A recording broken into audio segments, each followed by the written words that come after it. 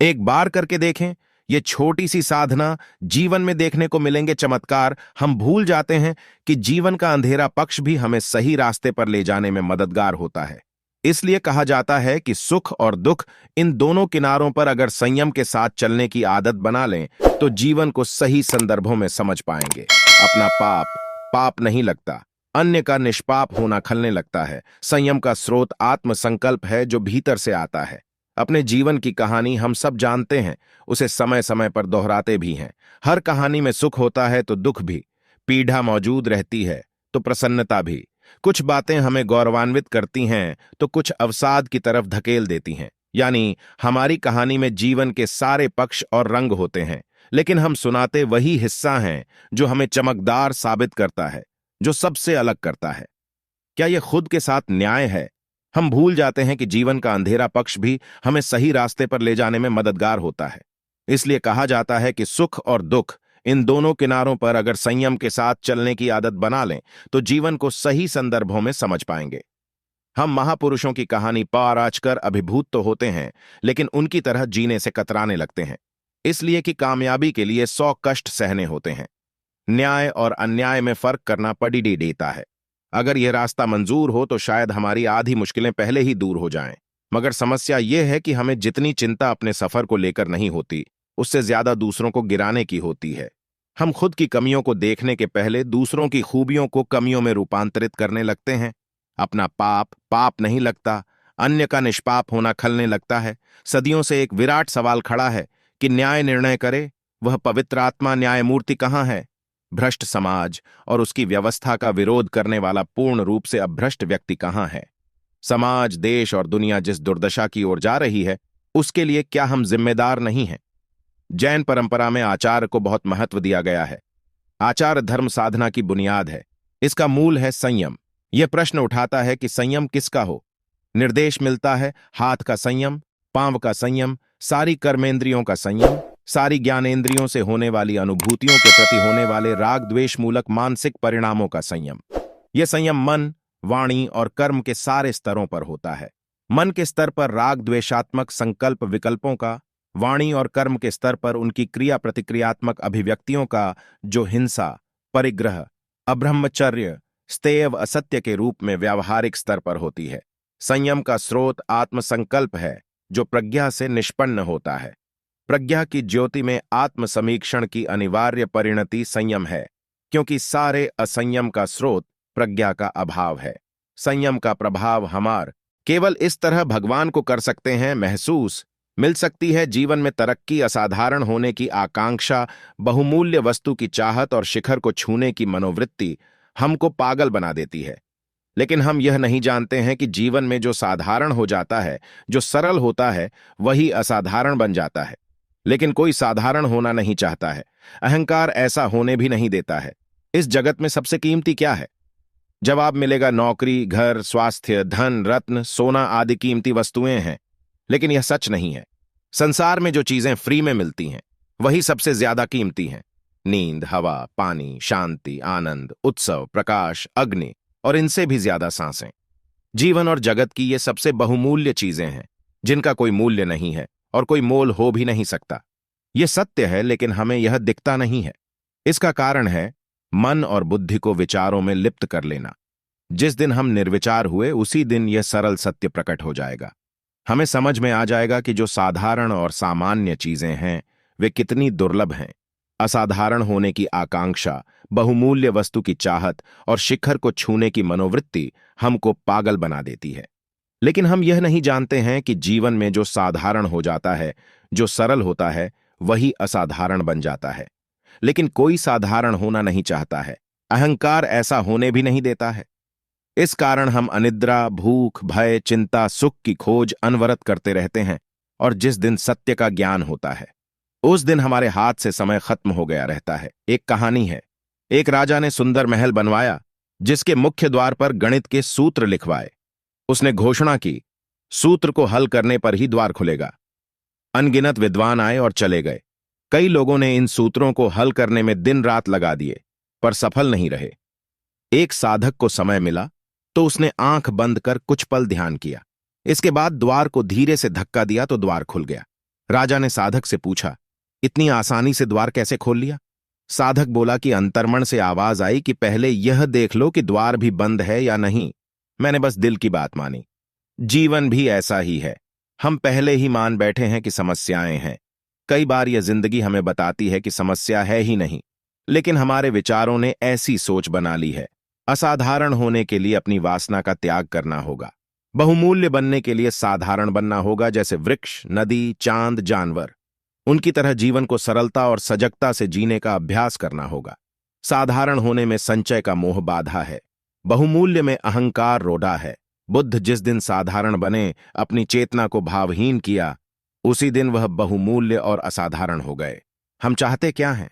भरपूर आनंद, ताजी हवा, संपूर्ण शांति, असीमित आनंद, सजग सांस और अनंत उत्सव। इसके लिए कोई मूल्य चुकाने की जरूरत नहीं है, पर इसकी इन 9 तरीकों से भगवान की कर सकते हैं साधना। सबसे सरल है यह तरीका। कभी कभी भक्त ध्यान के अभ्यास या मंत्र जाप में सो जाते हैं। ऐसे भक्तों के लिए कीर्तनम पूजा ही एक सक्रिय विधि है जो उन्हें जागृत और जागरूक रख सकती है। इस प्रकार का जोरदार गायन और नाम जप अन्य ध्यान भंग करने वाली आवाजों को भी रोकता है, जो वातावरण को शुभ बनाता है। भगवत गीता के अध्याय 9 श्लोक 14 में भगवान कृष्ण कहते हैं कि नित्य मेरे नाम और महिमा का जाप करते हुए, मेरी प्राप्ति के लिए प्रयास करते हुए और बार बार मुझे प्रणाम करते हुए दृढ़ संकल्प वाले वे भक्त जो ध्यान के माध्यम से मुझसे जुड़े हैं, भक्ति के साथ मेरी पूजा करते हैं। हम सभी जानते हैं कि व्यावहारिक रूप से हमेशा नाम जप करने से भक्ति व्यक्त करना संभव नहीं है। श्रीमद्भागवतम भक्ति या नवविधा भक्ति के उन रूपों को बताते हैं जिसके नियमित अभ्यास से साधक भगवान के करीब पहुंचता है। इस भक्ति के 9 रूप हैं। श्रवणम यानी भगवान के नाम और महिमा को सुनना। कीर्तनम यानी भगवान की महानता का गायन। स्मरणम यानी बार बार भगवान को याद करना। पाद सेवनम यानी भगवान के चरणों की सेवा करना। अर्चनम यानी अनुष्ठानिक परंपराओं के साथ भगवान की पूजा करना। वंदनम यानी भगवान के प्रति श्रद्धा रखना। दास्यम यानी भगवान को उनके सेवक के रूप में सेवा देना। साख्यम यानी भगवान को अपना मित्र मानना। और आत्मनिवेदनम या स्वयं को भूल भगवान के साथ एक होकर पूर्ण समर्पण कर देना। इन सभी रूपों में कीर्तनम भक्ति का एक लोकप्रिय रूप है, जिसमें भक्तिपूर्ण उत्साह के साथ भगवान की महिमा को सुनाना, जप करना और उन्हें याद करना शामिल है। इरादा मन को ईश्वर पर स्थिर करना है। कभी कभी भक्त ध्यान के अभ्यास या मंत्र जाप में सो जाते हैं। ऐसे भक्तों के लिए कीर्तनम पूजा ही एक सक्रिय विधि है जो उन्हें जागृत और जागरूक रख सकती है। इस प्रकार का जोरदार गायन और नाम जप अन्य ध्यान भंग करने वाली आवाजों को भी रोकता है। कीर्तनम में अनेक प्रकार के गीत और मंत्र हैं जो मन को एक रोचक विविधता प्रदान करते हैं। जप की प्रबलता से दिव्य स्पंदन उत्पन्न होता है जो वातावरण को शुभ बनाता। कीर्तनम आमतौर पर बड़े समूहों में किया जाता है, इसीलिए इसमें सामूहिक भागीदारी की भी ऊर्जा होती है जो विश्वास को बढ़ाती है। यही कारण है कि भारत में कई महान संतों ने कीर्तनम को भक्ति का एक लोकप्रिय रूप माना। मीराबाई, तुलसीदास, सूरदास, तुकाराम और एकनाथ जैसे भक्तिरस संतों ने भक्ति काव्य की रचना की, जिसकी सहायता से भगवान के नाम का जाप किया जा सकता है। भगवान के प्रति दैनिक भक्ति भी खुद को उन गतिविधियों में शामिल करके व्यक्त की जा सकती है जो भगवान की महिमा बढ़ाते हैं। वास्तव में हम जो कुछ भी करते हैं उसका परिणाम भगवान को अर्पित करके उसे एक भक्ति गतिविधि में बदल सकते हैं। भगवान के प्रति समर्पित हर गतिविधि अनन्य भक्ति अभ्यास में बदल सकती है। जो निंदा करने वाले व्यक्ति को जब लाइकर्गस ने दी, अपने घर में रहने की सलाह घर के नजदीक आ जाने पर भी उस व्यक्ति की गालियां खत्म नहीं हुईं, तो लाइकर्गस ने बड़ेडी शालीनता से कहा, भाई, मेरे घर तक आ ही गए हो तो 1-2 दिन अतिथि बनकर यहीं रह जाओ। लेकिन जब कभी तुम्हें मेरी कोई छोटी सी भी भूल दिखाई दे या मेरे सेवा कार्य में तनिक भी ढिलाई देखो तो मुझे तुरंत बता देना। लाइकर्गस ग्रीस के एक विद्वान थे। वह सच्चे कर्मनिष्ठ तो थे ही, असहाय और पीड़ितों की सेवा के लिए भी विख्यात थे। उनकी प्रसिद्धि के कारण कुछ लोग उनसे जलते भी थे। एक दिन घर लौटते समय रास्ते में एक ऐसा व्यक्ति मिला जो उन्हें हरदम नुकसान पहुंचाने के बारे में सोचता रहता था। वह व्यक्ति रास्ते में उनकी खूब निंदा करता रहा, उनके बारे में अनाप शनाप बोलता रहा। लाइकर्गस शांत भाव से अपने घर की ओर चलते रहे। उन्होंने न तो नाराजगी जताई और न ही उससे कुछ कहा। घर के नजदीक आ जाने पर भी उस व्यक्ति की गालियां खत्म नहीं हुईं, तो लाइकर्गस ने बड्डी शालीनता से कहा, भाई, मेरे घर तक आ ही गए हो तो 1-2 दिन अतिथि बनकर यहीं रह जाओ। लाइकरगस की यह बात सुनकर वह व्यक्ति मन ही मन बहुत खुश हुआ कि चलो, अब इसके घर में रहकर इसकी निंदा करने का खूब मौका मिलेगा। वह व्यक्ति लाइकरगस के घर पर 3 दिनों तक रहा और उनकी निंदा और बुराई करता रहा। लाइकरगस चुपचाप उसकी सेवा में लगे रहे। आखिरी दिन जब वह वहां से विदा लेने लगा तो लाइकरगस के सामने चुपचाप खड़ा हो गया। उस व्यक्ति का भाव बदल गया था। वह पश्चाताप कर रहा था। उसने लाइकरगस से निवेदन किया, कृपा करके मुझे आप हमेशा के लिए अपने पास रख लीजिए, क्योंकि आपके साथ रहकर निंदा करने का मेरा स्वभाव खत्म हो जाएगा। लाइकरगस ने कहा, भाई, बड़ी खुशी से रहो, लेकिन एक शर्त होगी।